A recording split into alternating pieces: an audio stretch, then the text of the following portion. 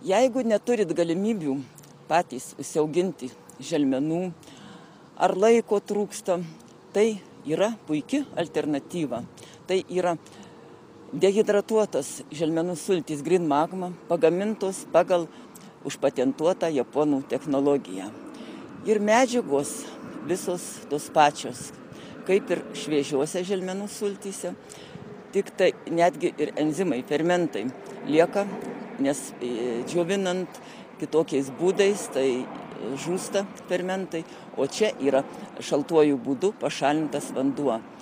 Tai galima įsigyti internete, aš tai iš iherb.com perku šitas dehidratuotas želmenų sultis Green Magma ir puikiausiai pakeis šviežias želmenų sultis. Ir su jomis galima ir jas galima vartoti ir dirbant ypatingai sunkų darbą, kokį nors, kai reikia įtampos daug, arba ypatingai atostogų metu, arba kelionių metu, kai irgi būna stiprus nuovargis, o jeigu dar vykstant į šiltesnius kraštus, tai suteikia deguonies, mums tiesiog ir tas karštis nėra toks baisus.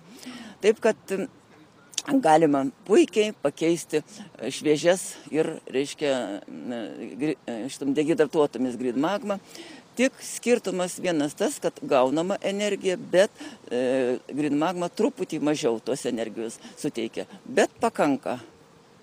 Taip kad galimybės yra ir tiems, kurie neturi galimybių užsiauginti, arba nesugeba patys, ar sudėtinga. Taip kad išbandykit, tikrai nenusivilsit.